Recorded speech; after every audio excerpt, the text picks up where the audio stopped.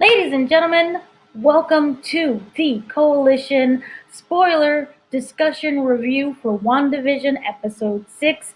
This was the long awaited Halloween episode. We have seen this in the trailers. We knew it was coming. This is when we finally get the Scarlet Witch costume, and Vision is all wandering the streets. This is the one where he touches Agnes, and she's like, "You're dead!"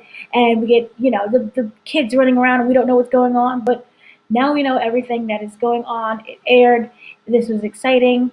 The show seems to just each episode just seems to be better than the next one, than the next. I didn't introduce myself. I'm sorry. I am Dana. I am the host of this, and I am joined by Mr. Richard Bailey Jr. Hola, Mr. Bailey. Yes, good evening, Dana, and I hope everybody is doing well this evening. Yes. Wait, one second. My TV's gonna be like, Burr. Okay. So this was, like I said, I would consider it to be we're at the final chapter. If you look at this as a play, you get the first act, the second act, the third act. We're in the third act. Third act of this movie, TV show, play, series, whatever it is that you want to say. This is like when things are finally going to be answered, when all of our questions are going to be laid out, and it just seemed that we have more questions than we have answers. We have some answers, but we have questions, and we have some weird things that's going on, and it just seems interesting. So right off, to just begin with really quickly, let me just switch the screen. So, and of course it would be fuzzy duzzy wuzzy. That happens. Happened. It was fine before, but basically, this is just to show I was able to interview Elizabeth Olsen about the series. It is on the Koalition.com. The image looks way more clearer than that, I guarantee. But yeah, we was talking about what we can expect that's going on with this season, and we didn't really get a deep dive into everything because there are a lot of spoilers that are going to happen. I'm going to assume in the next two more episodes or so. So yeah, seven, 8, 9. Yes, three episodes. Yeah. Yeah. So 3 more episodes. So that is what's going on with that. So if you want to check out the interview, it is at thecoalition.com, coalition with a K, and it is a realm of possibilities. And I just sit down with Elizabeth Olsen, and we take it from there and see how things are going. So this whole thing was amazing. I remember how we were sitting back. What was it? The previous conversation we had, we were kind of wondering what is going to happen with this. I like just the openings. The openings always seem to be wonderful, and they always is a tribute to all of the TV shows. And for this one, forgive my fuzzy picture. Maybe if we could just kind of I don't know what's going on here, but I'm gonna try to just fix this for 1 second. But let me just see what I can do here. So we're gonna just kick it off. Just forgive the fuzzy pictures for a moment. So anyway, like I said, for the previous episode, we had concluded that we had Peter Evans had returned, and it was this huge reveal that implied there's going to be some multiverse of madness is either already happening or starting to happen, or we could be in the throes of it happening. I'm waiting for the screen to clear, but anyway, we got that. Remember, she was saying in the previous episode, and this kind of plays a part of what's going on in this episode, but in the previous episode, she kept saying, she was mentioning her brother, and she had this long lost brother. She never called him. She never said he was dead. She always used to. No, she did. It was a whole one. No, what is it? It was Monica who said, he was killed by Ultron, wasn't he? And that's when she was like, "Who are you?" But she never herself said he was dead. She just kept saying long lost brother. I had a brother. And so as we all saw at the conclusion of that whole thing, we had Pietro come back, and this was not the Pietro that we know. This is not Aaron Taylor. This was the Pietro from the X-Men universe. And so remember we had for those who had the audio captions, it was like, and she sees Pietro from the X-Men films. So it's acknowledging that this is not the Pietro that we know. This is another Pietro, and my stinking images are not showing up. But basically, we're gonna skip that whole part for a second. So basically, what ends up happening, the show opens up, and this is always kind of like an anticipated moment for me, where I'm trying to see like what is happening. But this anticipated moment is like, which TV show are they going to do? And I was expecting, I think along with you, that it was going to be Full House. Yep. And it wasn't Full House. Instead, it took me a little bit to recognize what was going on, because I'm like, wait, this kind of looked familiar. But you know, when you get old and your brain is like, what's happening? Because I just expected the Full House. Instead, we got Malcolm in the Middle. Yes. And that was like a blast from the I forgot this show existed past. And this was, you know, it was the show that launched Bryan Cranston. Well, Bryan Cranston was the name, but it fully launched him. This, you know, he was a comedian before he became Breaking Bad. Mm-hmm. So, yes, so this was really great. It started off with the handheld camera, so 90s, but it was basically the handheld camera, and it was Billy, who is one of the twin boys, and they're taking us a little tour around the house. And you know, you had the stressed out mom, and she was in the bathroom trying to brush her teeth, and like, no. And then you had the distracted dad who was sitting busy reading the newspaper, and you had the brother who was like, and then you had like the uncle, but he was kind of like the deadbeat uncle. And then you had like the pop, it was like the pop punk soundtrack that was playing. And you had like this wonderful theme song that Robert Lopez and Kristen Anderson Lopez, they're married, they're writing all of the theme songs. And it was just kind of really great, trying to see if I can re-get the pictures to pop back up. But this was just a really great opening, and not something that I would expect. But, you know, it was really interesting how it showed Agnes was in there. And I don't know, you know, she takes the role of that. We all already know her as like the friendly neighbor, but she kind of she's just really in this family. She's not letting go. And this is kind of the first time that we saw her in the the opening credits, I think. Mm-hmm. Like, I don't remember, but she's like fully like embraced her role. She's coming off like the cool aunt. But she was in there. It was Agnes. It had Billy Maximoff. It had Tommy Maximoff. It had the Vision. It had Wanda. But then it was really interesting. I'm trying to get my slide to work here. But it was really interesting. It didn't have Pietro Maximoff. It had Pietro Maximoff as himself. Mm-hmm. Which, to me, I think is some form of a clue of something. It feels like they're trying to say that this is the Pietro that we don't know. This is a Pietro that knows that he doesn't belong here, and that it says as himself. So I don't know how you felt about how they just did that part. Yeah, that's a very good observation. Mm-hmm. I know as we saw the episode unfold, the character, you know, I think the character knows that things are a lot different than what the expectation was. So I definitely would say, I believe he is aware that he is, you know, somewhere where he's doesn't really recognize. So we'll have to see what the long-term vision is for that. Oh, there you go. There you go. It's there. Yeah, we go. Okay, yes. That's him. That's him. That's him. So like, and you know, he's like the cool rag, you know. So no, it was just really interesting. Like, I'm like, why would they do that? It just stuck out to me, like, you know, as himself. Yeah. So it's like, and then we go on like this whole spiel that they have this really great conversation. But I just thought that was the most interesting thing that they did in that moment, to have him as himself. So this is, like I said, like this was a direct whole Malcolm in the Middle look, the whole vibe. Yeah. One of the twins was basically playing the role of Malcolm, and then you had the other twin who was playing like. So you see here, I wanted to show this really quickly because you see how it has Malcolm. This is the original Malcolm in the Middle opening, and how it focused on the eye. Yeah. And you know, to me, I kind of took it as, you know, if you have to look beyond. And as well with TV, you know, you're watching. Mm-hmm. So I just really loved how they was like, I felt like Malcolm in the Middle was for a reason.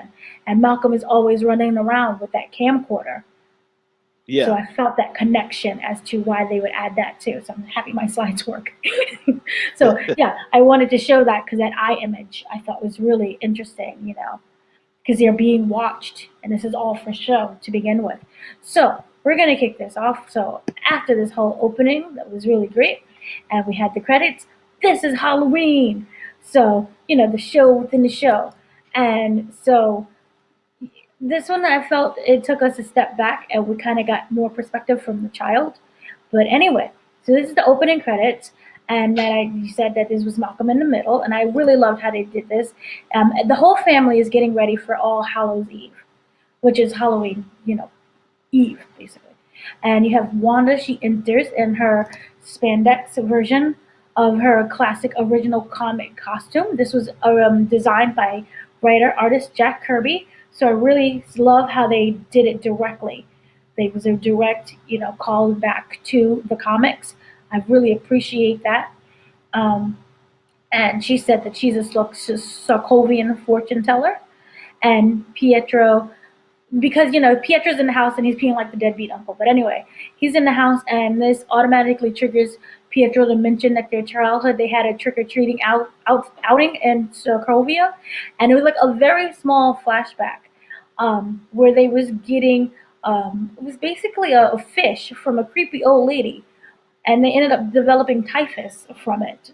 So it's not a great depiction of Eastern Europe, but we kind of got the point where, yeah, it was all done for a laugh. We got the point that this was something that was made for, comedy. But this is really interesting. This is them as children, and they're dressed as, Wanda's dressed as Natasha, Black Widow, and Pietro is Nick Fury. Yeah. And you remember in Age of Ultron, they kind of really loved the Avengers. And I really loved how that callback, how they had them dressed as the Avengers. And just also as a side note, this is how you dress as a black character without having to put on blackface. People, this is how you do it. So I just really wanted to mention that. But I really loved how they kind of kept the connections to Age of Ultron. And as you see, what's really interesting, if you look at the back there, she's all dressed in her little Halloween, and they're doing Halloween. But you see in the back, it's like basically a war zone area that they're in, and they're getting like the fish, which it's supposed he's he's lazy with the fish. So anyway, I'm gonna stop doing that voice now. I'm sorry. So Wanda says that she doesn't remember it that way, and this is really interesting. Pietro says it's because of the suppressed trauma. Mm-hmm. So there's a lot of things that she's not not remembering a certain way, and she's kind of reshaping reality in order to suppress her trauma, kind of like what he's saying with childhood. There are certain things she doesn't remember, and that's because you have trauma. And I think that for some strange reason, I kind of feel that Pietro is, remember the Jiminy Cricket role, the consciousness that's coming out. So anyway, so you have Vision. He's all decked out in his really sad Party City kind of outfit. But he's looking like the comic book, which was designed by John Buscema. I'm sorry if I mispronounced that. This is really great. I love how they just really just do a callback to the comics, and it shows that they're really paying attention.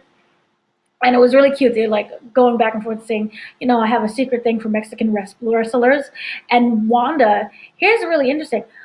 Vision is kind of like, I'm going to kill you kind of mode, and you can see he's angry, but he's trying to save face, and he's playing this part, especially in front of the kids.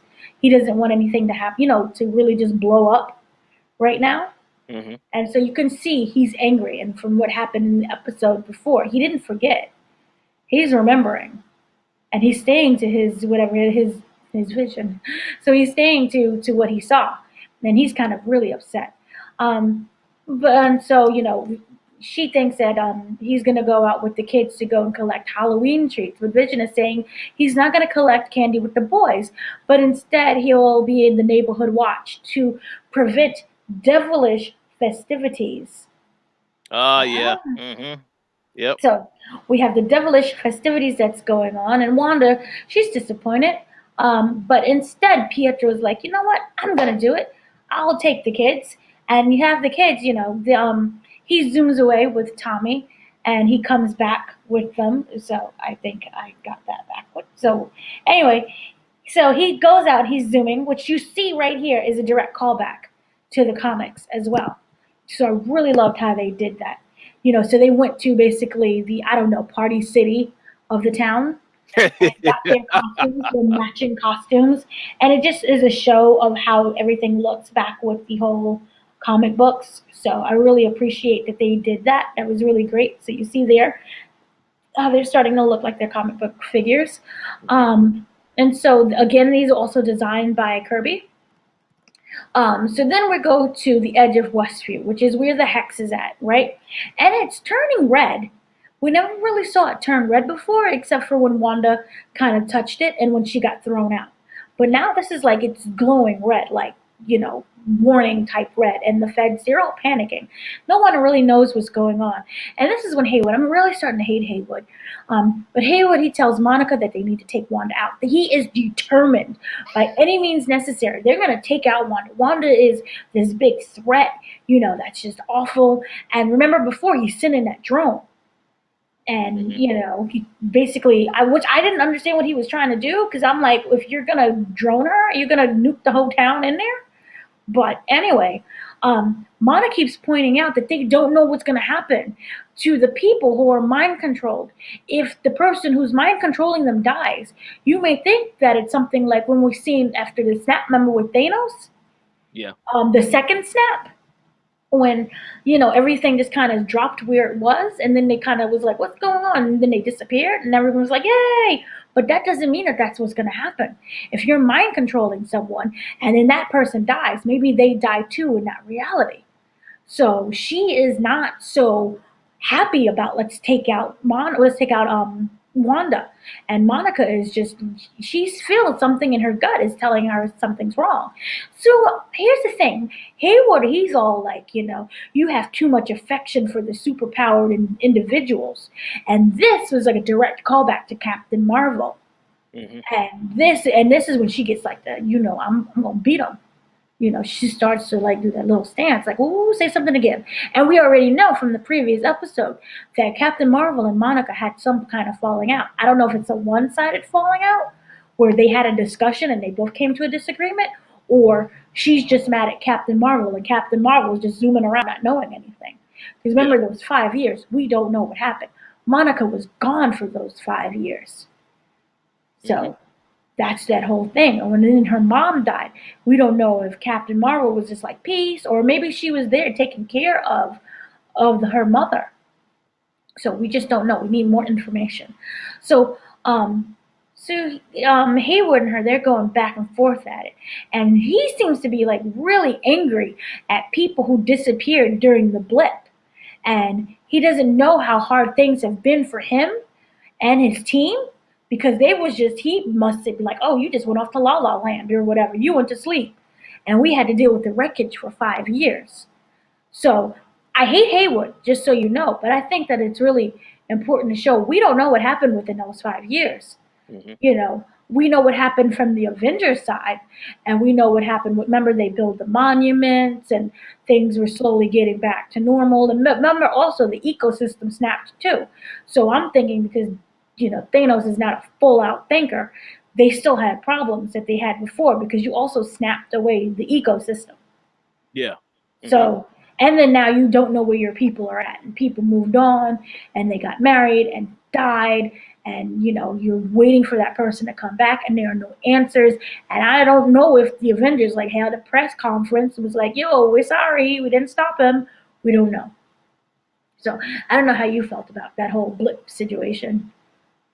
Well, yeah, I think you made a lot of good points. The only point that I would add is that that actually is a positive thing in terms of questioning what happened the last 5 years, because that does give Marvel some material that they can explain in the upcoming films. Even though Black Widow clearly happened before all this other stuff, they can still reference that event in other movies to give context as to either what happened during that time or to allude to what's happening now in the present because of something that happened during that time. So that's a very good way to keep the story going in terms of questioning what's going on in the actual universe. Right. And then we also, we have Winter Soldier, Falcon and Winter Soldier.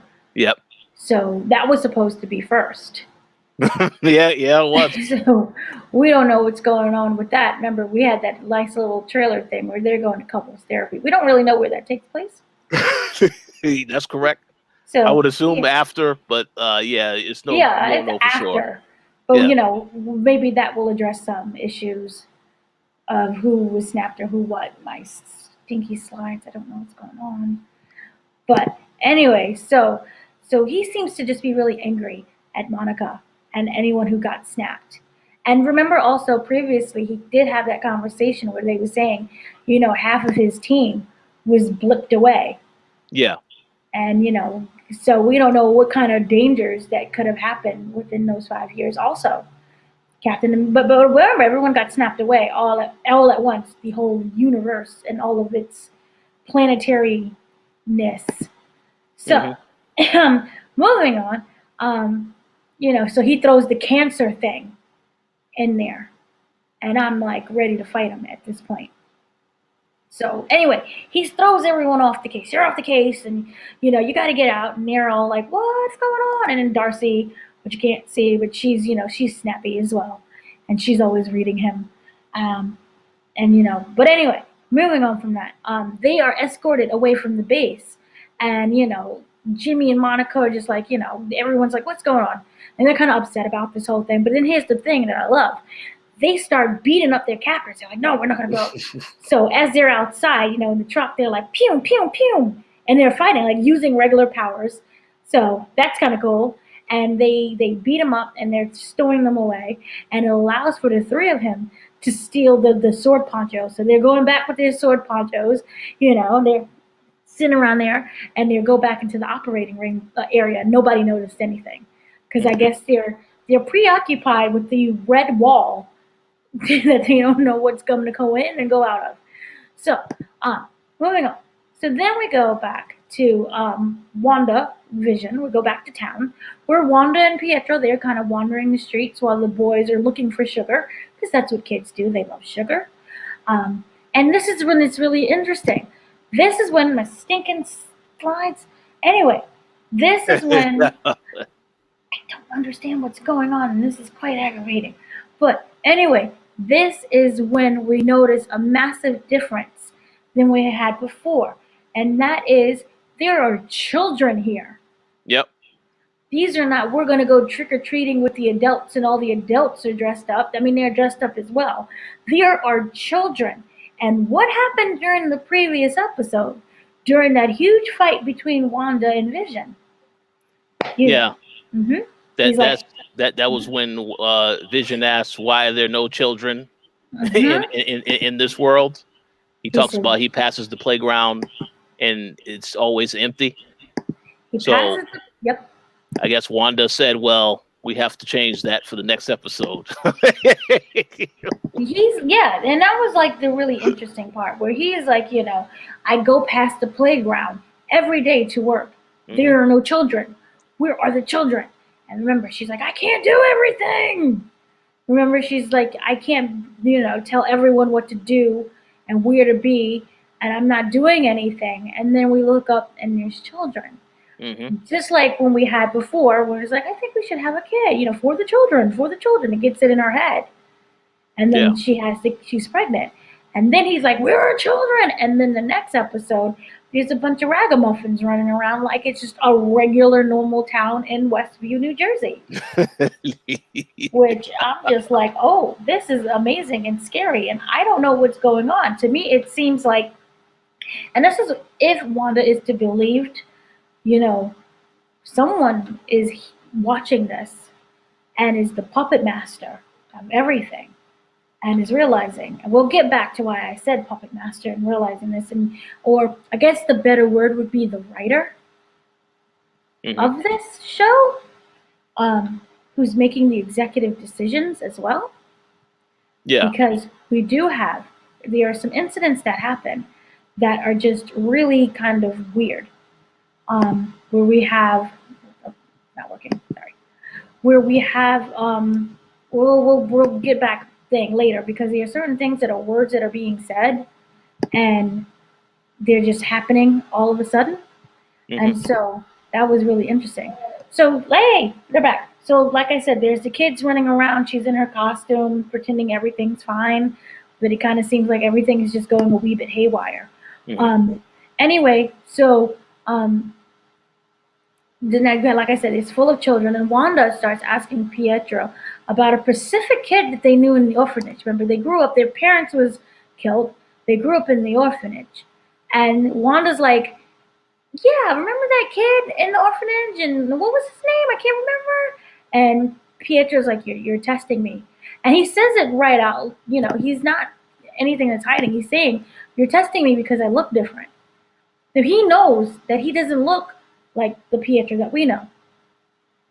So he is aware of everything, it seems like, as well. He knows, if that's the case, he knows he's dead.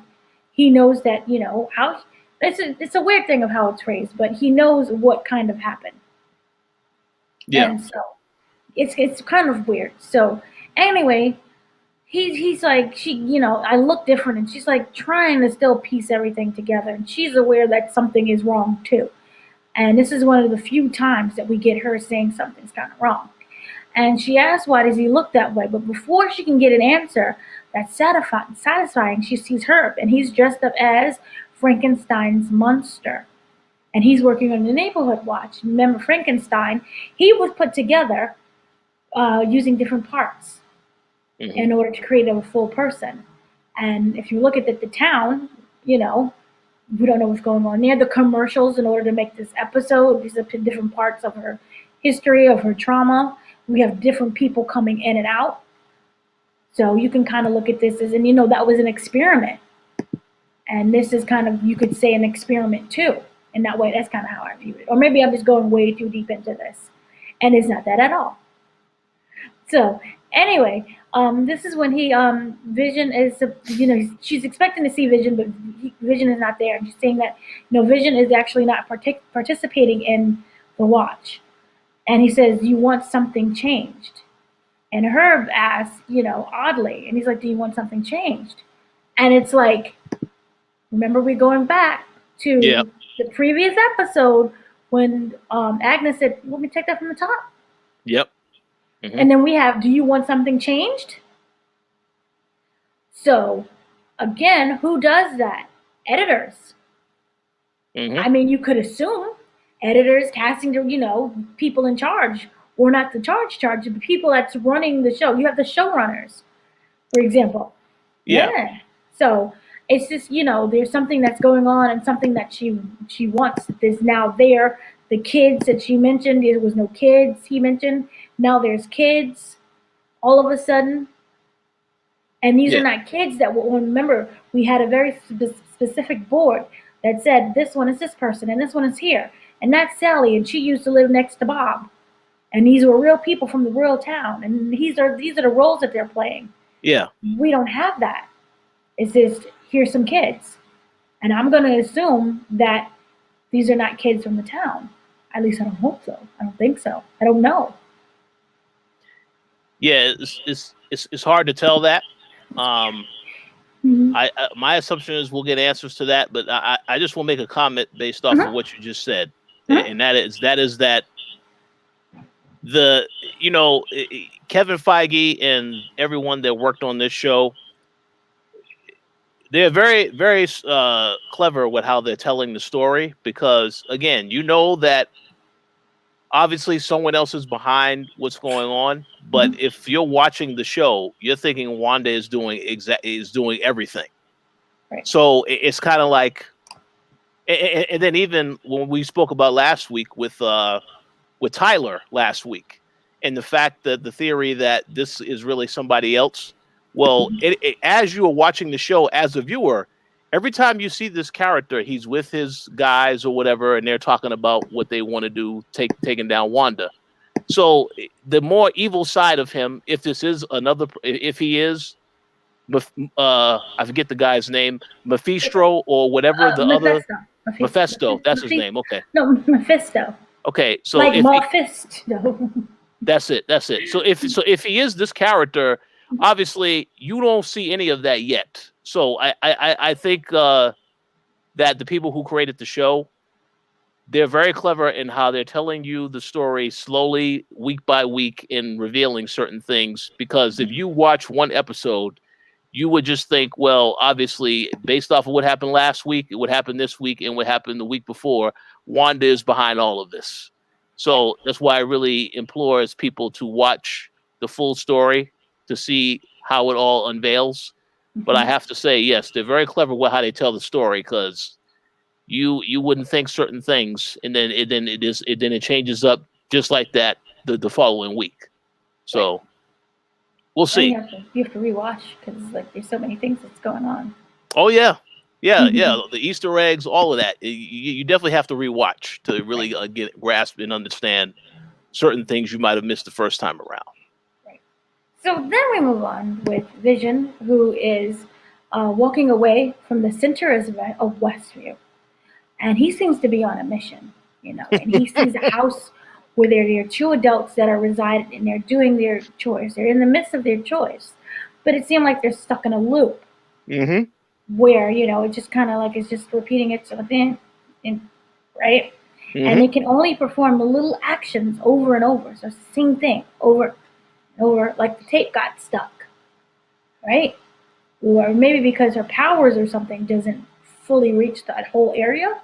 Mm-hmm. I don't know. I'm assuming, and so they just kind of freeze. I don't know. Assuming, and then they have one has a tear just rolling down her frozen face. And I'm like, oh, what's going on? And he's like, what's going on? It's just really interesting. I feel like these tiny little details are kind of for a reason that I may not fully know what that reason is yet. Yeah. But it just kind of feels like this is for a reason and something is going on. And I don't know what it is yet. But this should be really interesting.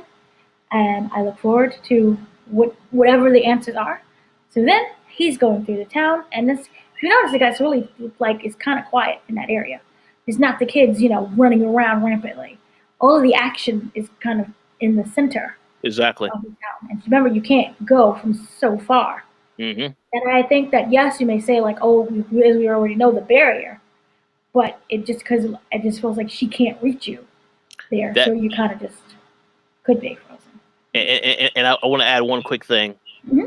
That also plays into a couple episodes back where the doctor wanted to leave for the trip, right? Mm-hmm. But yet he could not leave for the trip because the babies were coming right now. And then after that, it looks as though he had no intention of leaving. So it definitely is a barrier that is preventing people from going outside of the area. Mm-hmm. And hopefully that is about to be further explained in the next couple episodes. Right. And it was really interesting. And it's not because remember, it was like he said as well later on, oh, it makes no sense for me to go. I'm not going anywhere anyway. Yep. Mm-hmm. You can't leave. And it was like, you can't leave. Where are we going? So that was also the interesting aspect of it. So this is when we get to the fun parts. And that is commercial time. And I was like, oh, what drama can we do now? So commercial time. Now, this is the weirdest ad so far. We see this kid, right? And this kid is in the desert. And he's in the desert, and he's kind of like on, not the desert, but like a deserted island. There's like a piece of deserted island with a little palm tree, and there's a crab behind him. Right? Looks like little Sebastian's there. Yeah. Anyway, so there's a crab right behind them, and there's this kid. And all of a sudden, he gets a visit from a cool dude looking just a shark. He's wearing shades. This shady shark. You can't trust the shark. He's a little shady. But you get this shark. Oh, still not working. So you get the shark, and he pops up. He springs up out of the water. And out of the water, he's kind of like, he offers this kid like a cup. It seems like a yogurt, right? Like a yogurt. And the brand of the name brand of this yogurt is called Yo Magic. I was like, oh my God. So we have this Yo Magic, right? And he offers the cup to the kid, but the kid can't get the foil wrapper open for some reason. His hands are just shaking, right? So they're all like fidgeting. And he's doing this, and it looks like it's days because you see, how it transitions from day to night Mm-hmm. and night to day. And we see him kind of like just sagging, Yep. you know, so he's like sagging in, and then he turns into a skeleton and he dies. And Mm-hmm. he dies having never opened Yo Magic. Yes. So, this I feel can be interpreted in a multitude of different ways. I feel that the literal one is Yo Magic can't, bring back the inevitable. Yes. For is the inevitable being death. Yep. Mm-hmm. That could be one way. Do you have a way? Yeah. How you saw it? Pretty much that was it. The whole thing about survival, because the Mhm. kid was unable to get access to the yogurt. If he was able to eat the yogurt, he would have possibly survived, at least for a little while, would have been somewhat sustainable. But the fact that he could not access his magic, Mhm. it didn't work. He still passed away. So yeah, no matter what, death is inevitable. I believe a character said that. Another Marvel character said that. If I'm not mistaken. So yeah, that's what I felt right away in terms of the actual literal meaning to it. Right. And also, you can look at it this way. So, for example, the boy is Wanda, Mm-hmm. and she's in her grief, right? And the shark, is Mephisto, the devil, Mm. right? And he Mm-hmm. comes up to her. She's in her grief. And all you have to do, use your magic. And she can't get it open. Ah, So I viewed it also as being like he's feeding off of her magic. that's good. That's really good, actually. Very good theory. So he's feeding off of her magic because remember, as they said, her magic, whatever her powers are, they're growing, Mm-hmm. and it's affecting. As we all know later on, the multiverse. She starts opening things up. We'll get there eventually. Yeah. Hopefully, I think it's her, but it's going to be assumed that it's her. Yeah. She's opening things up, and so I took it as that being that as well. So you remember the whole parable of the guy on you can look at it like the Bible parable is like the devil coming up to you. I only use the Bible parable is because like that's the devil and Mephisto is the devil. Not to say they're related or this is even religious. Just giving a story. But that temptation, that offer Yep. of him being in the desert and oh my God, and he's hungry. He's there for 40 days and 40 nights, and the devil coming and making this offer. So what happened if in that grief she was like, yeah, I'm going to take this deal and, pay this town that you have, and he's going to feed off her energy. And remember, the season goes backward with the whole kid situation, which I'll get into later. Yeah. But that's just kind of how I could have interpreted it as. So there's the literal or the I'm going way too deep into this way. No, I think the other way is it definitely will come back into play later because they always have these commercials have a much deeper meaning. So yeah, we're gonna see. I'm just waiting for this character to show up. Who's to say he could have? See, that's the thing. I'm not waiting. You could be waiting for someone to show up that's already there. The devil in the details. We kept saying the devil in the details, and we keep hearing devils and so many things to do with the devils and demons already. Yeah. And even if the show itself, he calls him. Pietro calls the twins all little demon spawns. Yeah, and that and that is a reference to the comics. Mm-hmm. Where it was the mention that the two kids were created by Mephisto. They were created by, and he's the spawn of the devil. Yeah, that's it. See, I mean, you could argue that and say that. So, that seems to be really interesting. And the whole yo magic, I thought that was hilarious. Yeah. That was just yo magic. Or you Yeah. can even attribute that to Strucker, Yeah. because remember, he gave them your magic. He gave them magic. They wasn't born this way. They signed up for these experiments. Mm-hmm. So he gave it to them. That's true. That's true. And he kind of left them to fend for themselves later on. You could argue that as well. But Absolutely. The whole dying thing was just, I didn't expect the kid to die. And also, speaking of the kids to die, we all know, in the end, what kind of happens. She, not to say literal death, but if we're going the comic book route, Mephisto takes the kids back. Yeah. And that's also could be another death that, contributes to a lot of things. That's true. Absolutely true. So that's just how I view it. Could be foreshadowing of what's about to happen. Which is interesting, because if you look at the commercials, it's always talking about the past. Yes. Mm-hmm. So it could be present or what's going to happen in the future. Don't know. But, Oh, and this is also very interesting. So you know how we have there's always that tagline that goes with every commercial? Mm-hmm. So this one was Yo Magic, the snack for survivors. Yeah. And that was the very interesting part, because, the snack for survivors. Who survived the bomb? Wanda, Pietro. They survived. Who survived? There was a lot of things that, that Wanda kind of survived. And if you look at snack for survivors, who's, maybe you could say Mephisto is snacking, or even she's snacking on the survivors of the town. Yeah. So I thought that was an interesting, because we do get a lot of, feeding into things. So I thought that was, I really liked how they did that. I thought that was done really well. Mm-hmm. It was savage. The commercials are very, that large, what was it, the Lagos one was just, whew.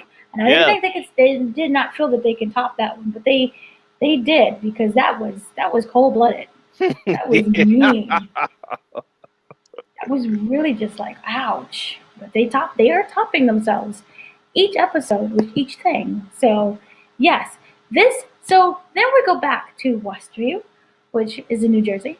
I keep having to mention that because I'm like, I just never pictured New Jersey. But whatever.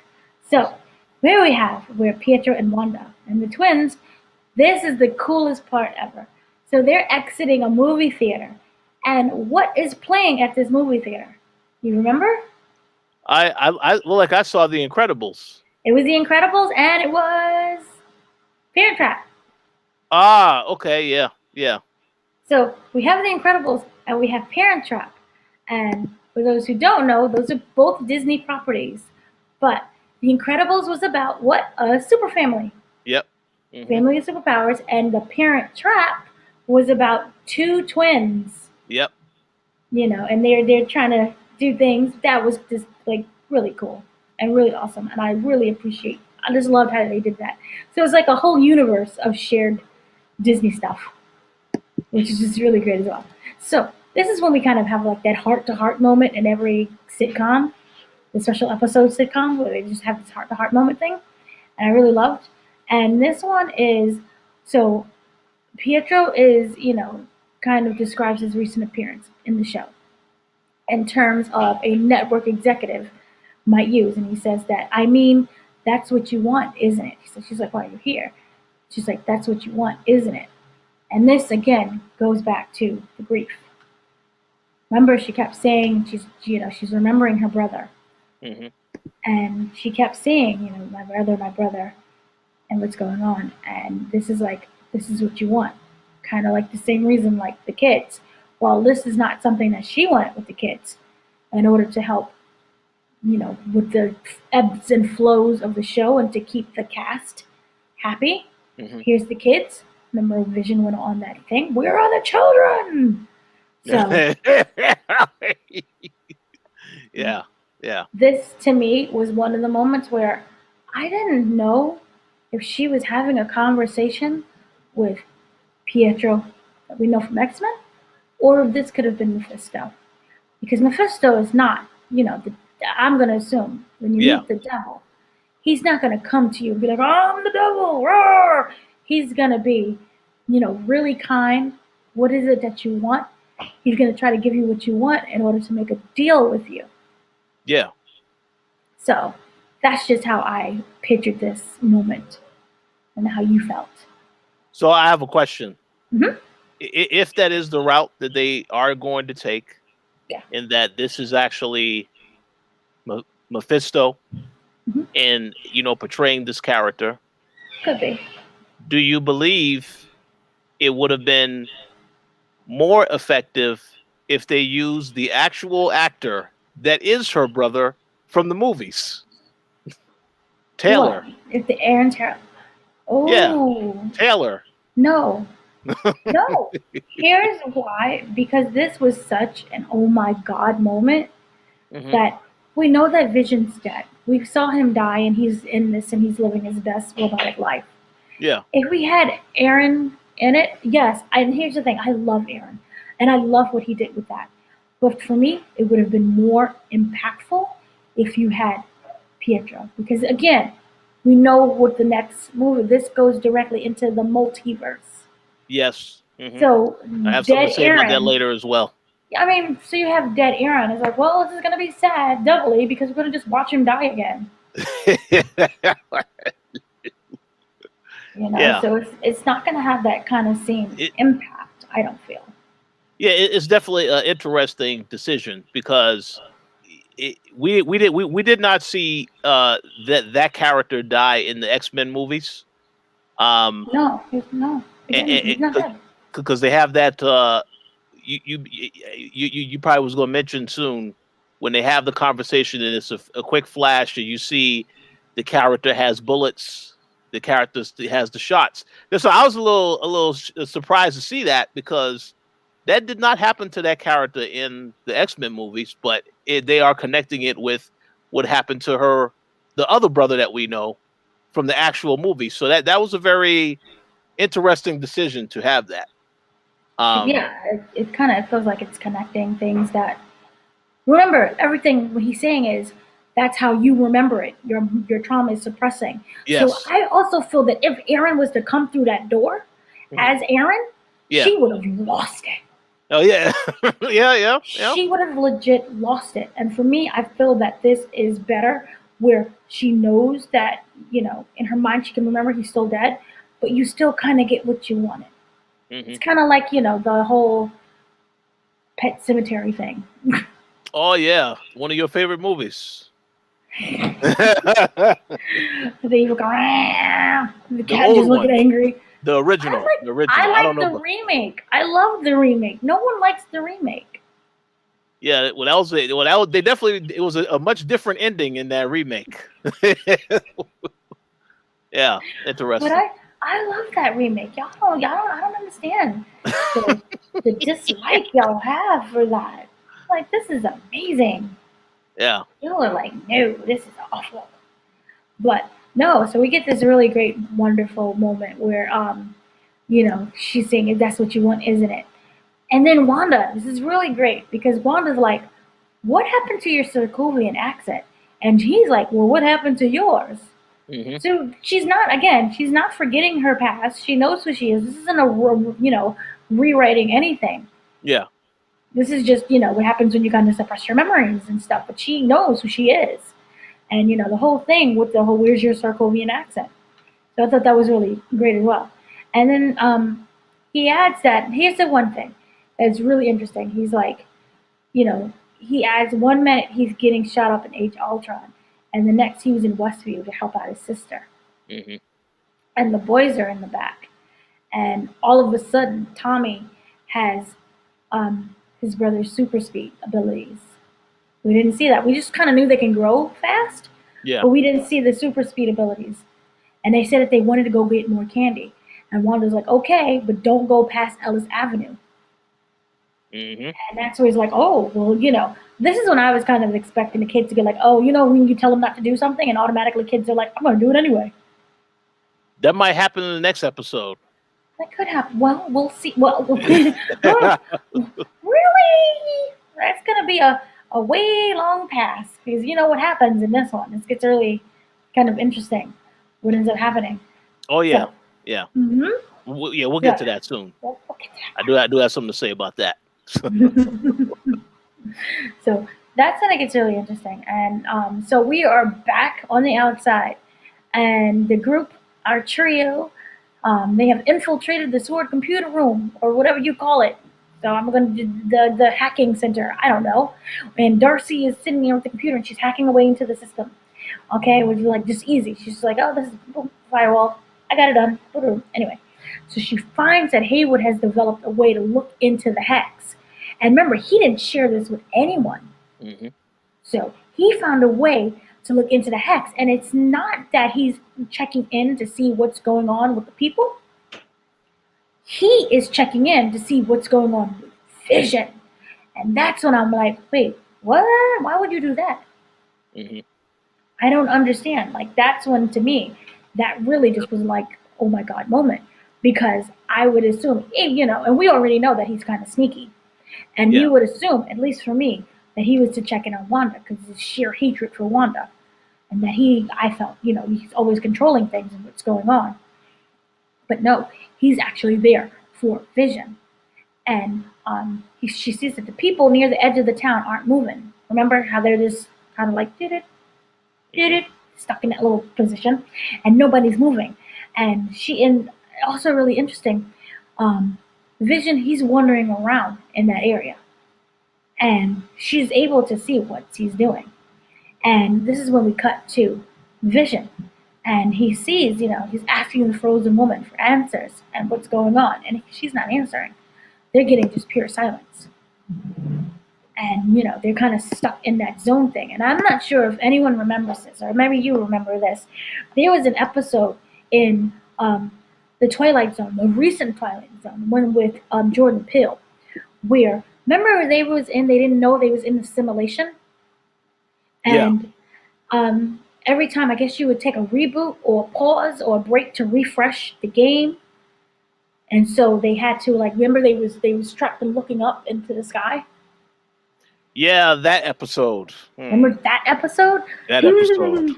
that Yeah. episode. So, oh yay! I got my stuff back. So.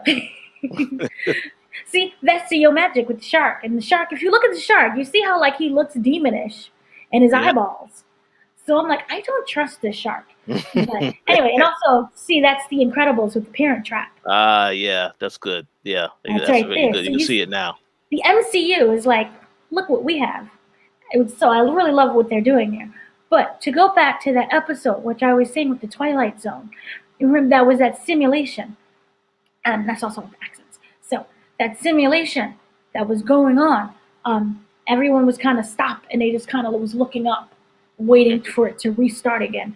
And I don't know, but I kind of feel that maybe it was the powers. There's certain powers that whomever is controlling this, he can't be all places at once. Or Wanda, Wanda has some responsibility as well.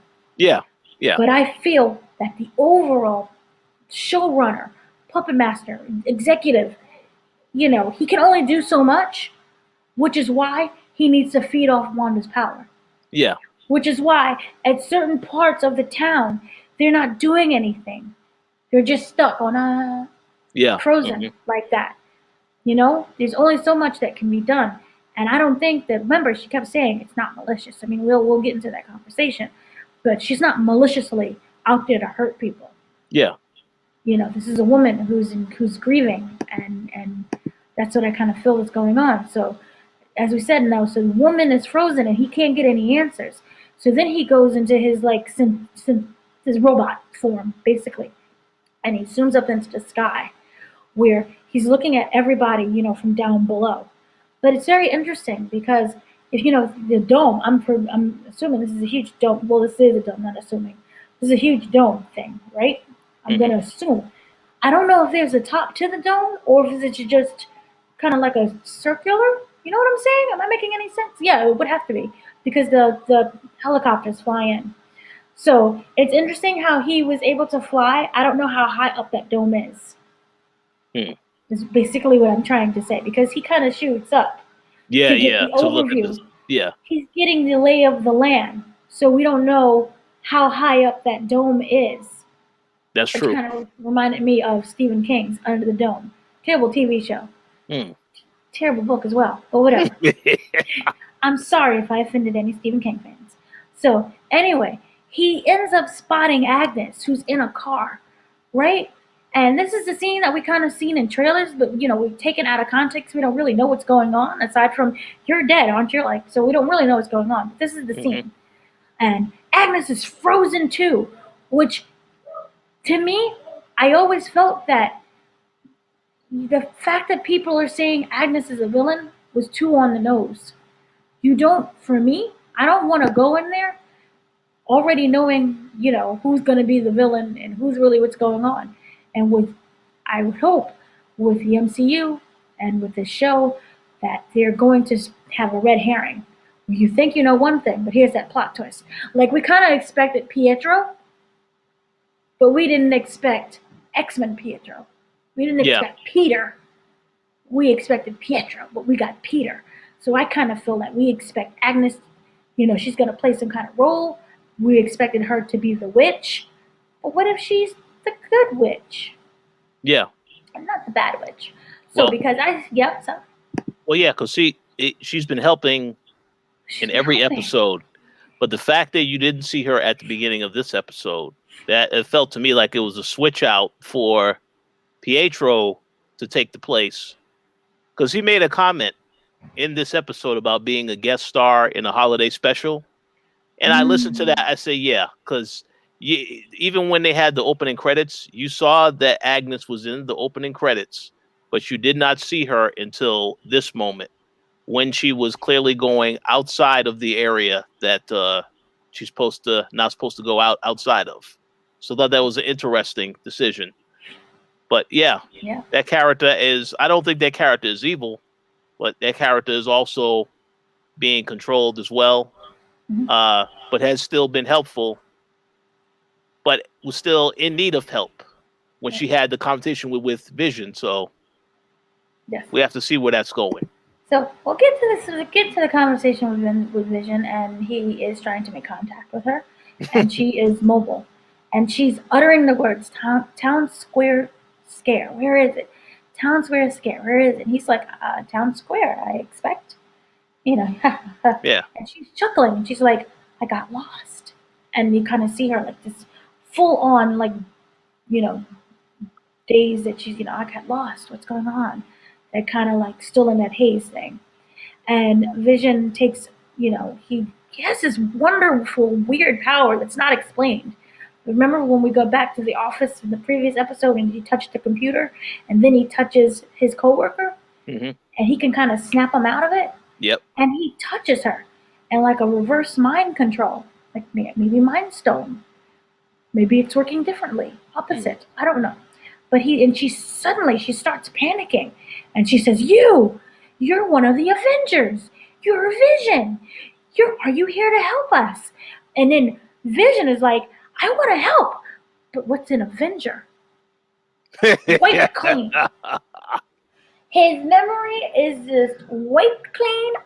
What's an Avenger? His whole time. This means he doesn't know anything. He doesn't remember his birth. He doesn't know who Thor. He doesn't know Captain America. Iron Man, he doesn't know he's dead. He doesn't know all of the other ones. So this kind of makes me wonder, does he know Wanda? Or is he just playing the husband of Wanda? Does he know who Wanda really is? That's a good question. Like he knows, because remember she said, you're my husband. But all his memories, he doesn't remember who the Avengers are. And his whole time being with Wanda was an Avenger. He was born into it, technically. Yeah. He was Jarvis. He doesn't remember Jarvis. Yeah. This is the thing. Things are very fuzzy for him trying to remember certain stuff. I don't really have an explanation for that. I can only assume that as you get closer to the area outside of the radius, perhaps you start to lose your mind in tune of some stuff that you was thinking about. If they, I mean, it's hard to really know for sure. But what I do know is that he obviously was closer to the area that he wasn't supposed to be in. So my guess is that may have affected some of his thoughts. But if you remember when they got into the argument, he says, "I don't remember anything." Yeah, I do remember that. Before getting here, I don't remember. Mm-hmm. So he does not remember, which kind of makes me wonder one thing was in regards, and this is a theory, a stretch. I wonder if Ultron has something to do with this as well. I kind of feel that Ultron could easily play a part in this. It's possible. Remember also another part. Remember when Shuri was trying to do something and download his consciousness into the system? She was very adamant. Like, remember, we're going to rebuild his body and just download him again. And during that time, remember, she wasn't able to fully complete everything. Remember, she had to shut down. Yeah. Because people were like being slaughtered, and she had to go and like go to war now, go fight some people. So, like a computer, what happens if you don't fully shut down, and you just shut everything off manually? You can lose. Remember, you haven't saved your information. You can lose that information. That is very true. Mm-hmm. So, again, could just be stretching. I kind of remember maybe that's happened. He doesn't fully remember who he is, but he's able to behave how he did normally. What his powers normally. I mean, we haven't seen him use the Mind Stone. He has super speed all of a sudden that he never had before. Like, we know that he can move, very quickly, and we've known this kind of through Avengers that he can fly, but we've never seen him use super speed. Mm-hmm.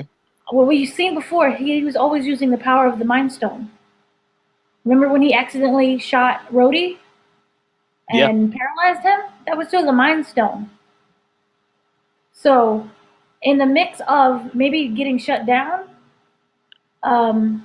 his memories and whatever you call it in computer terms just got discombobulated. Because I have not seen, maybe that is his power. Remember, maybe every time he touches someone, they can remember who they are? Yeah. Mind Stone. That can be how the Mind Stone is now translated in this universe. But he can't remember any of his He can't remember anything. But that Mind Stone can be used to awaken up people. But that's the sad irony of everything. Yeah, interesting. He can awaken other people's memories, but he can't awaken his. Or maybe he just hasn't tried to, because he's kind of just now discovered he has this ability. Yeah, maybe he hasn't tried. He's gonna it's a huge plot twist at the end, but maybe he's going to try to see what happens if he, I don't know how to say this right, if he touches himself. Oh no, touches his mind. Touches his mind. There we go. You touch your mind. Yes. So, also, this is a really interesting part. So, going back, what she says, but he's like, "What's an Avenger?" And she's like, she asks if he's dead, and she starts yelling, "Dead, dead, dead!" And she's pointing out that Wanda won't even let us think about it, won't even let us think about leaving the town. And then she cackles like a witch, like she's playing this role of a witch. And Vision is like desperate. He doesn't know what's going on, so he kind of mind snaps her back into mind controlness. And Agnes looks right at him, smiles, and she's like, "Okie dokie, neighbor," and she drives off. Happy Halloweeny, and she drives off. And she makes a turn. She turns out because she doesn't go past Alice Avenue. Yep. She kind of turns around, and that was like a really just unsettling scene. And I kind of really loved how the creepiness of it was, and so that was just really great. But really interesting now. It seems that Vision is the one who has to put everything together to fully understand everything. And I just wanted to bring this up really quickly. This was during the second episode, I believe, when they had that, remember they was doing the council with the town meeting for the children. And so Agnes can remember, it seems like remember I said good witch instead of like the evil witch that we know in the comics? She's a good witch. And if you go back to previously, she said to Wanda was that Dottie is the key to everything in this town. And I think that this scene, I bring it up because Vision is starting to put things together. And every time, he's able to, he knows that he can touch someone and kind of snap them out of it. He is the anti-serum, I guess, to Wanda's power or whomever's powers. And so I think that we're going to probably see Vision go up against Dottie. I'm not saying that Dottie is Mephisto. I don't know who Mephisto is. There are many theories. Remember, Hayward, we got Hayward's Mephisto. Evan Peters is Mephisto. Dottie could be Mephisto. I think Peter is, it would be a very believable, if it isn't Dottie, only because their character was just introduced as a part of this particular show, and obviously there's something up with that character they want you to focus on. But hey, they can go in any direction they want to take. So we'll see what they ultimately do. Yeah. I don't know what's really going on, but we have, so there's the Dottie, there's also the mailman whose face we never see. Who's just delivering things.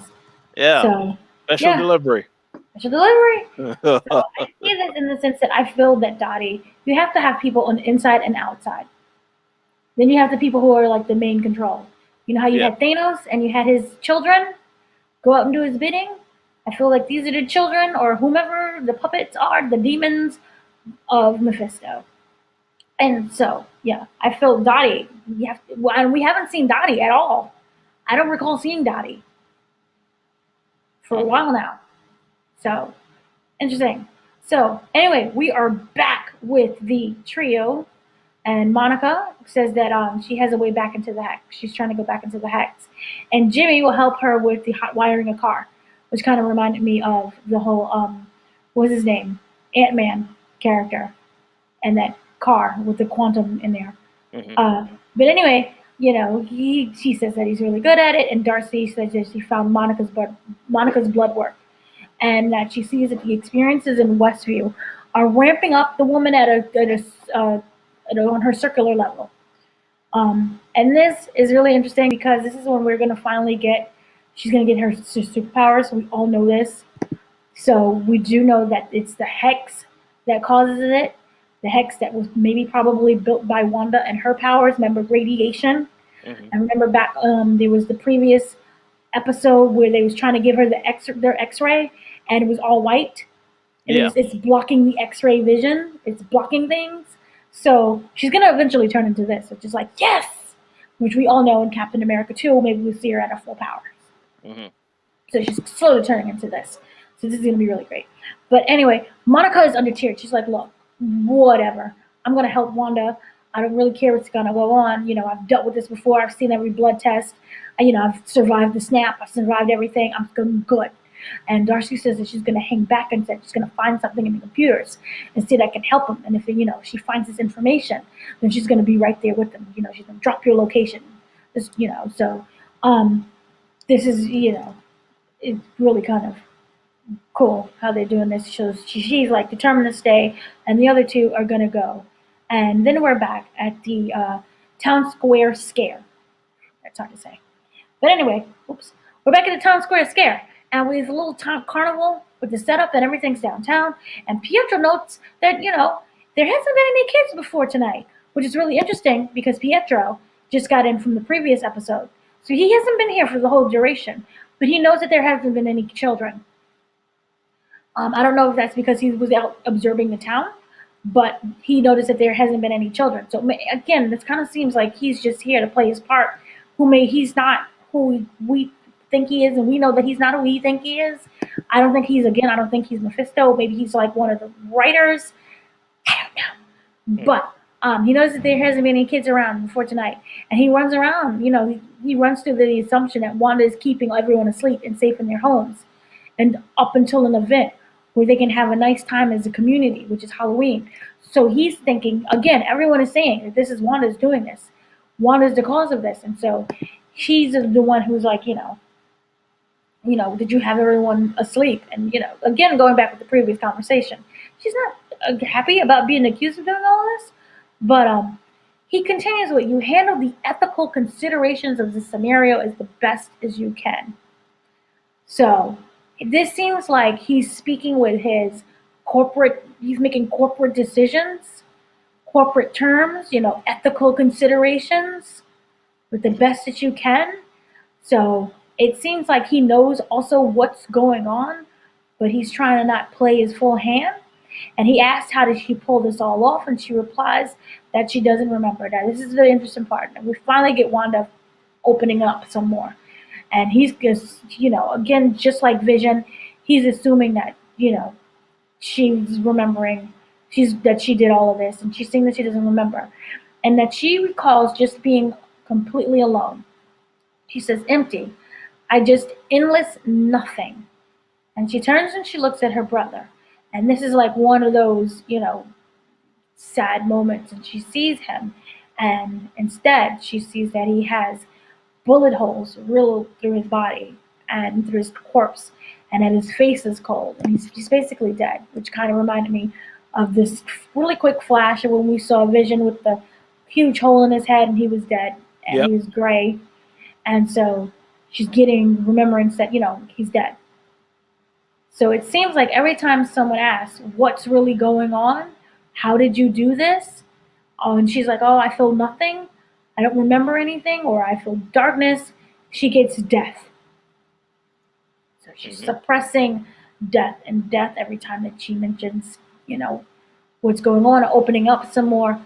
She sees dead people.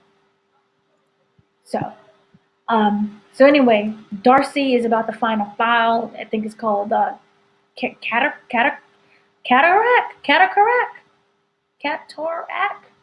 Anyway, so in the computer, and she sees Vision is on the radar, and he's walking towards the edge of town. And sure enough, we go back to Vision, and he starts walking through the barrier. So he sees that there's the barrier, and he's like pushing, through with great efforts. And this is the part where we see parts of him are trailing off. They're falling off of him, they're trying to fall off. And Darcy is running, and she's saying, something is wrong, to stop. And that she's being handcuffed. They're not supposed to be there. So she's running to try to say, you can't do this, you can't do this. And then we go back to Billy. Billy's the boy, and he's inside of the hex, and somehow he's able to sense what's happening. So he has powers, kind of like his mama has. Because remember when Pietro died, she was able to sense that he died. Mm-hmm. So he has this strong feeling something is wrong with Dad. And so now both of the boys are like, they're freaking out. And they're super powered. They both have their powers, they're fully charged. And if you remember anything with X-Men, I use this term because remember in the very first X-Men, when it was Magneto, his powers became fully activated. Remember when he was during the Holocaust and they separated him from his family? And they ripped him apart, and he was trying to get and hold on to the hand, come back. Yeah. And that's when his power was able to bend metal. And you saw the gate just kind of lean over to that one side as they ripped his parents away.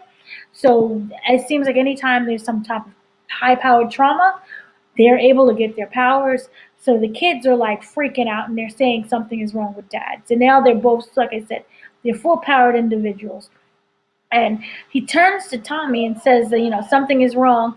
And they run to Wanda. And they said, Dad's in trouble. Dad's in trouble. And this is the part that was really so savage. But this is when he's like, something's wrong. Something's wrong. And then she's like, oh, well, can your husband die twice? And she's like, screw you. And that's when she throws him off against the wall. Which is interesting also because the town doesn't really react. I mean, if you see someone automatically just use their powers and someone is flying off across the other thing, Mm-hmm. You would see that. But that's not happening at all. So that was just a really interesting part that was going on. And so we go back to, your husband can't die twice, and Wanda's like really just angry and enraged. And so she is enraged and she's frightened, and Wanda starts activating her powers, and everyone in the town, they freeze what they're doing. And this is the energy pulse that seems to like just be radiating out of her and out of her body. And this is when Jimmy and Monica, they're driving, and they see the hex starts expanding. And it's getting bigger. And this, all of a sudden, it starts, like I said, it starts expanding and expanding because she knows that he's breaking the barrier. And if he breaks the barrier, he seems like he is just kind of melting or being vacuumed away. And so she knows this, and she just starts expanding and expanding, and the feds are like, "What's going on?" Darcy has been abandoned at this point, and the hex is approaching her, and she's like, "What are you really? You're gonna just leave me here? What's going on?" And the whole, everything is kind of reconstituting itself or reconstructing itself in order to fit into that world. Remember how we knew that this was going to happen because remember we saw them put in the helicopter and it became like the toy Stark helicopter in order to fit into that world. So their van, for example, is now an ice cream truck. The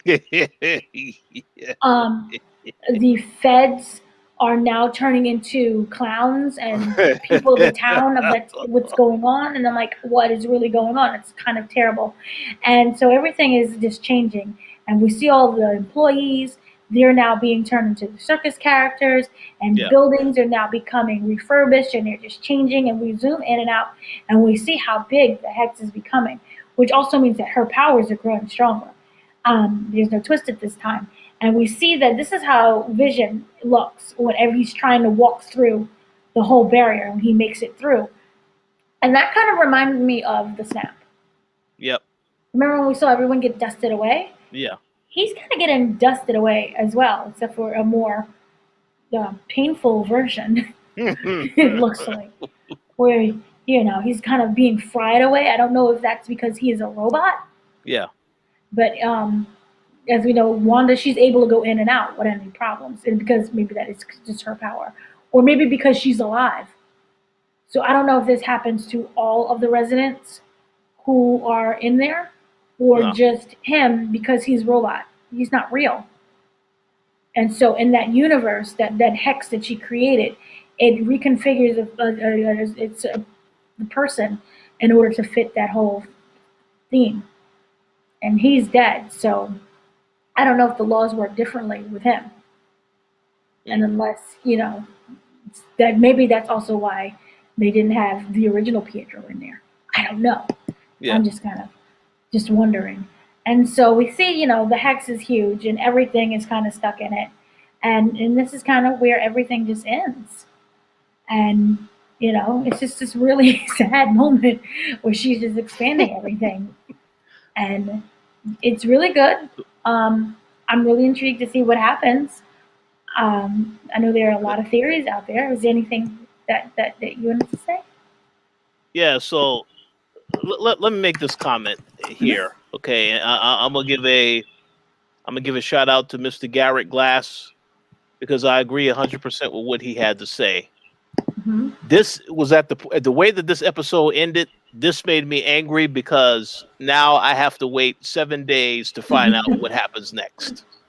It's like it's a very dramatic ending. You would assume you saw that Vision. Obviously, it looked as though he was okay because, it expanded past him and he looks like he was before he decided to go through the hex. So you assume that he's all right. Darcy was chained to one of those trucks. Right. And now she's also, I would assume, going to also be in this world, possibly as someone else. I have no idea, or just have one, be something other than what she already was doing before. But here is the good thing about this, is that now I fully understand and I can see how this is connected to the multiverse in the Doctor Strange stuff. Because we already know that Doctor Strange, I don't know if he's going to be in this show. I don't know if he's going to show up at the end of the show, but we know that this is connected to that. So I can see how, by Wanda expanding that, how it would impact the world in general, as well as the time. So I'm curious to see how they explain that, because my assumption is that he's going to have to somehow get her under control with what she did with that whole thing right there. But it was a great visuals to see, but just a lot of questions. And again, you have to wait to find out what the resolution is. in terms of what happens. And the one other comment that I did want to make is when you made the comment about Peter's reaction to when the kid said, "Oh yeah, we need to save Dad." That is exactly why I question that character, for him to have that comment. Yeah, we can look at it as a joke, between brother and sister, you're making a joke. But that is a character where it's very odd that you would say that in a dangerous situation. That's why I would say if that does end up becoming Mephisto, I'm totally fine with that. Right. Because that was out of place what he said. And it's not the only time that he's made comments about the character being dead, because he referred to Vision as a popsicle at the end of the last episode. Mhm. So that's why I say I will stay tuned to see what happens next episode with that character. But that ending, very great visually, but very frustrating, because now we have to wait to see what happens next week. That is true, but here's the thing. I kind of like that we don't get everything all at once, because you just get all the answers, and you know how we have like this craving that we're trying to satisfy that appetite, Yeah. like the boy with the yo magic. Oh, yeah. It'll be done and over with, and I think that format works for some TV shows, but not for all. Mhm. And I think that I really like how they're doing this, and also, until recently, maybe the last 20 years or so, you didn't have DVRs and all the ability to start binging. Binging is a new thing, and going through all the TV shows and all the different decades, I kind of like that we can't do that. Yeah. So I thought that was kind of cool in that aspect. And also another thing, in regards to Darcy, Darcy, you know how she said previously through Monica, it's changing your cells, and on a cellular level, it's changing you. Yeah. And we all know that she ends up having superpowers in the end. Yeah. Does this mean that she's gonna have superpowers now? Well, I know that actress has already said she's going to be in other Marvel projects. She said that in an interview very recent. So, yeah, I could see that for sure. Because she was already in another movie prior to this. So I could definitely see that being the case as to explaining that. There's a lot that they have to definitely explain in the next 3 episodes. So I'm curious to see how they're going to tell that story. But yeah, very intriguing to see the ending. And then the other thing is that, by the end of the episode, it is not a happy ending, by the way. For if anyone thought it was a happy ending, it's not a happy ending, because in the previous episodes, it's been building, where there's sort of like an ending where you see, oh yeah, Vision is happy, Wanda's happy, and now, so it makes me question when they start this next episode, is there going to be another reference to another show? Modern Family, please. Let's get Modern Family in there. No, I hope it's well, I said the other ones, and we didn't get that opening. Oh, what, Full House? I wanted my Full House because I wanted. Yeah, I wanted Full House also. That's why I was surprised they didn't go that route. But I love that they went Malcolm in the Middle, because I love that show. I love the people who were on that show. But it makes me curious, because they should definitely get a nod for choosing to end it a different way, because now when the show returns next week, I don't have any idea what the intro is going to be for the show. I know we're going to get another commercial, which I can't wait to see, obviously, at some point. but it's a question of whether or not it's going to be the same time, whether time has passed or what have you. I have no idea, but I'm looking forward to it. So I will say, yes, they made me intrigued to see what happens next. I just have to be very patient to wait for that moment to happen next week. Yeah, that's the only issue. You have to be patient. Yeah. As Captain America would say, patience. Patience. But I just kind of also just really love they have Wiccan and Speed, and they're showing their full powers. So they're going full House of M in that sense. And they're, previously there was like, oh, we always thought that Marvel would never go that dark. Yeah. They're going dark, and this is just really lovely that they're doing this, and it's just so good. Oh yeah. So I just really love what they're doing. I look forward to the episode, like I do with every other episode, and it has more questions than answers. I just I don't know what's going on. And where's Captain Marvel in all of this? She is busy getting ready for filming Captain Marvel 2. I just want to know why they fell out. Like, what's going on? You'll get an answer to that. They were such good buddies. Say what? They were such good buddies. They were like really good for each other. So but that was also a different time because she was a younger little girl at that point. So it's a lot of time has passed. I want to see how they explain that. Like 20 years. Yeah, because that's a long time, you know. But they are going. She is in the next movie, so I guess we'll get an explanation for sure. Yeah, we will get that explanation for sure. Yeah, I look forward to whatever happens. I think it's going to be really great and amazing. And I don't know. Any final theories? Any final thoughts? Well, no. I mean, my only final thought is, yeah, it's a very good show. It keeps you guessing as to what is going to happen one week to the next. There's only 3 episodes left, and I believe that there have been comments made by both actors.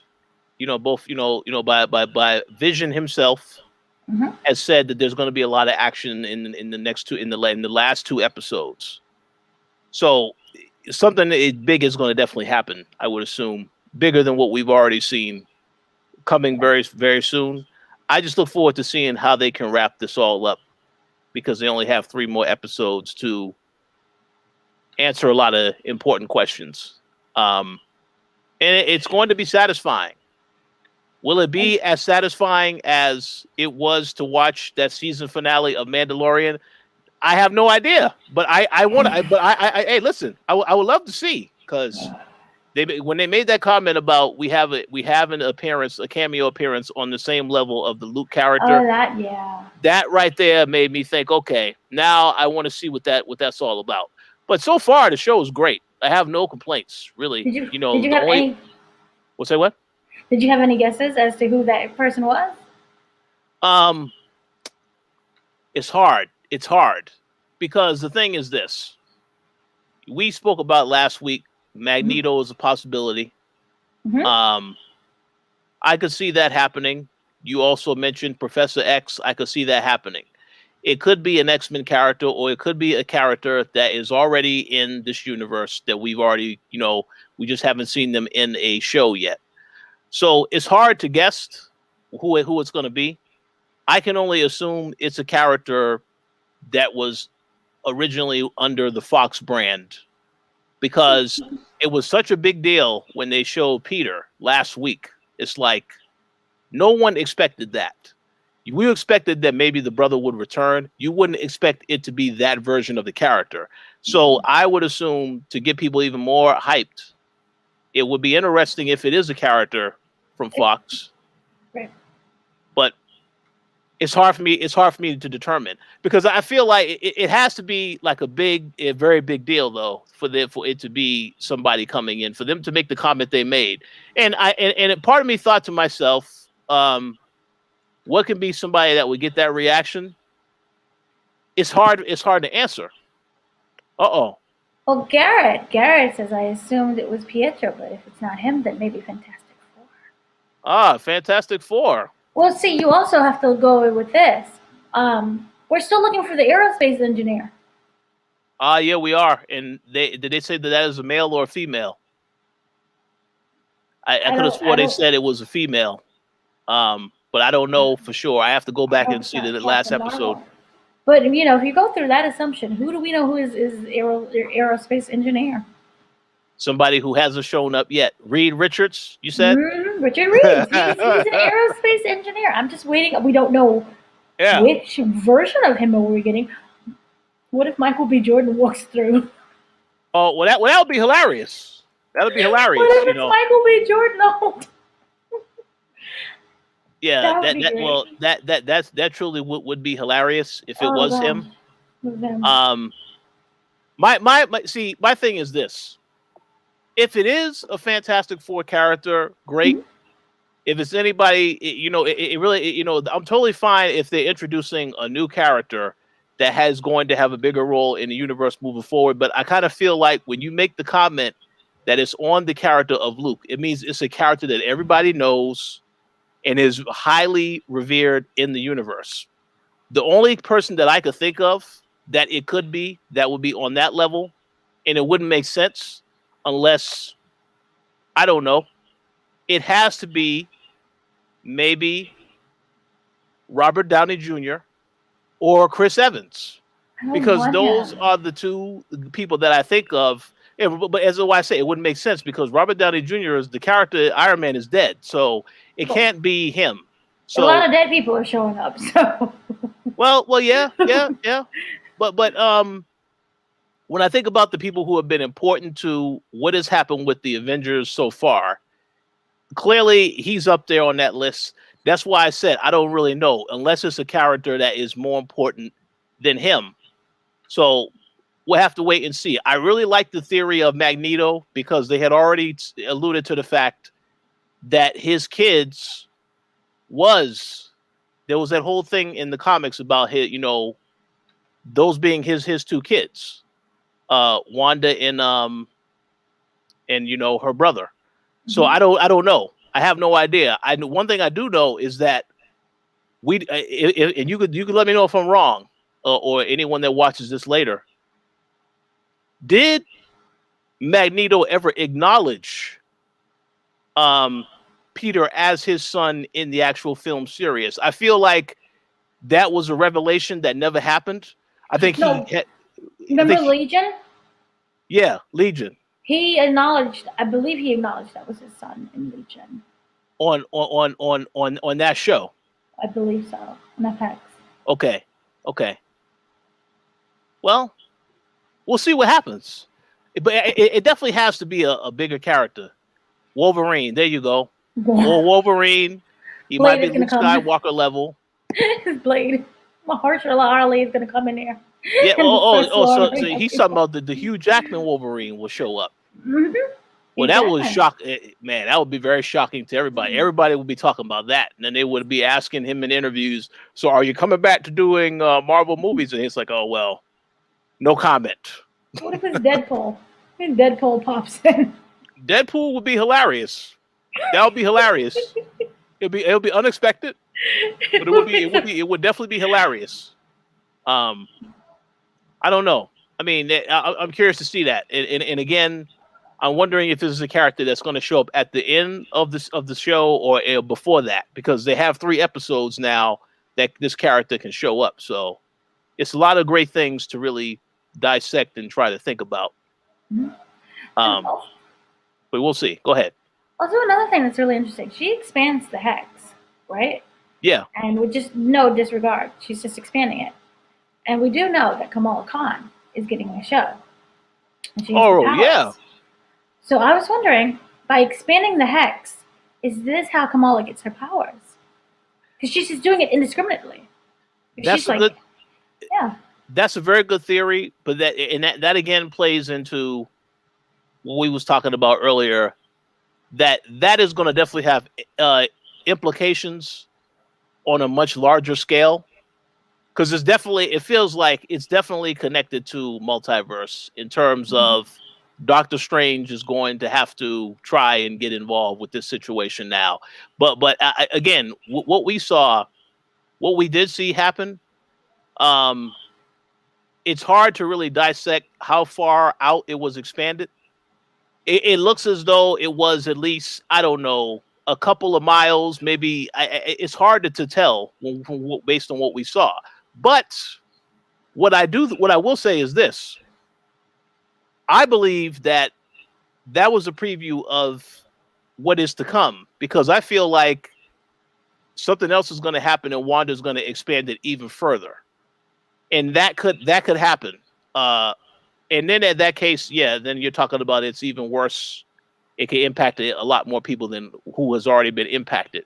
But I don't know for sure if they're going to do that. But we definitely, I feel like with her doing that, it's going to have some other. It's going to have some type of effect on the universe in terms of other characters. And as we mentioned with Darcy, definitely, because Darcy was caught up in that. You saw that they almost had the car that Tyler was in, but luckily he got away. So, yeah, but it did. But I'm very curious to see the next episode, the fallout from that, because it's about how it impacts not just Vision, who was right there, but everyone else that it came when it was expanded out. How did it impact them as well? We saw visually some things, but we didn't really see everything of how it all got impacted. So that's definitely a reason to look forward to the next episode. Absolutely, indeed, I agree completely. Yeah. So, this is fun. A lot of questions. Mm-hmm. Maybe Kamala will be like, "Hey, what happened?" And show us her maybe it might show like the other town people. Who knows? I have no idea. But this is going to have a ripple effect of the next phase. What are we? Phase 4? Phase 4. Yep. So this is what's going to happen. So it should be fun and exciting. Oh yeah. I look forward to it. So, yep. Any other thoughts that you have? Oh no, I'm just looking forward to next week. I will try to be patient for the next episode. Try to be patient. Yep. and I love how they're trying to make us watch Captain America 2 by making us care about Monica and her becoming Proton. It's the only way that you're going to get me to watch Captain America 2. Uh-oh, but you did say that you can't wait to see Black Widow, correct? Well, see, they gave us Black Widow. There's nothing left to see. We had the whole flashback to when they was at Halloween as kids. Oh no, there